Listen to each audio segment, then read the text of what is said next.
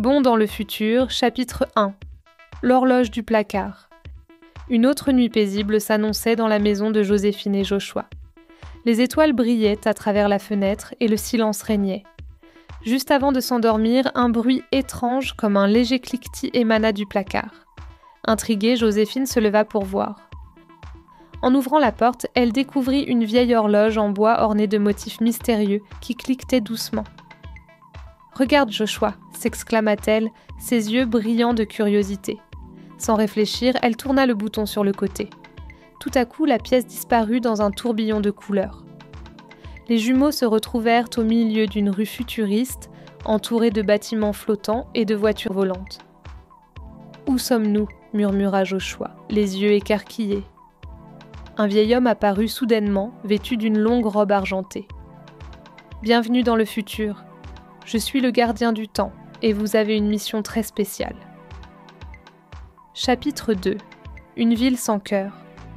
Le gardien du temps expliqua aux jumeaux que dans ce futur, les gens avaient oublié ce que signifie être bon et attentionné. Votre mission est simple, ramener la gentillesse dans ce monde. Joséphine et Joshua partirent à la découverte de cette ville futuriste. Ils marchèrent le long de rues brillantes, mais les visages des passants étaient ternes. Les gens étaient obsédés par leurs écrans, enfermés dans leurs bulles numériques, perdus dans un monde virtuel. Ils ne se parlent plus, ne sourient plus, observa Joséphine déçue. Ils arrivèrent dans un parc, où un groupe d'enfants était isolé derrière ses écrans. Joséphine sortit un ballon et proposa un jeu collectif. Les enfants hésitèrent d'abord, mais la curiosité prit le dessus. Au bout de quelques instants, le parc résonnait de rire, les enfants couraient en riant, oubliant leurs appareils. « C'est si amusant !» cria l'un d'eux, un grand sourire sur le visage. Joséphine et Joshua se regardèrent, fiers d'avoir brisé la glace. Chapitre 3. Le dilemme familial.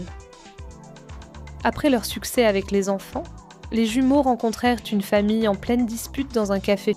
Les parents, trop concentrés sur leur tablette, ne prenaient plus le temps d'écouter leurs enfants, assis tristement à leur côté. Joséphine s'approcha. « Pourquoi ne pas jouer ensemble ?» proposa-t-elle. Joshua ajouta « Parfois il faut juste se déconnecter pour mieux se retrouver. » Intrigués, les parents écoutèrent.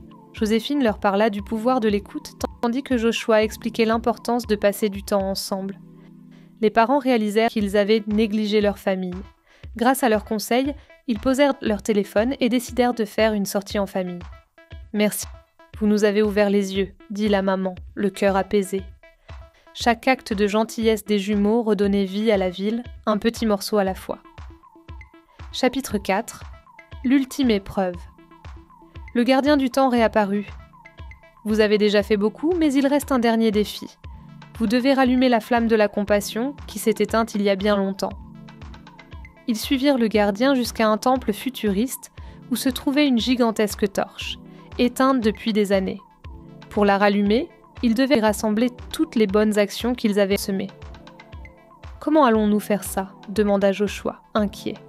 « En vous unissant aux gens que vous avez aidés et en leur demandant de faire un geste de gentillesse, » expliqua le gardien.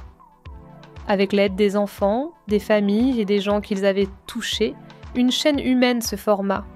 Ils racontèrent leurs actes de gentillesse et leur désir d'aider les autres. Ensemble, ils envoyèrent une énergie bienveillante vers la torche. La flamme de la compassion finit par briller de nouveau, illuminant toute la ville d'une lumière dorée. « Bravo !» s'écria le gardien, ému. Chapitre 5. Une ville transformée. Grâce à Joséphine et Joshua, la ville du futur était transformée. Les écrans étaient moins importants et les gens redécouvraient leurs valeurs, la gentillesse, l'entraide et le partage.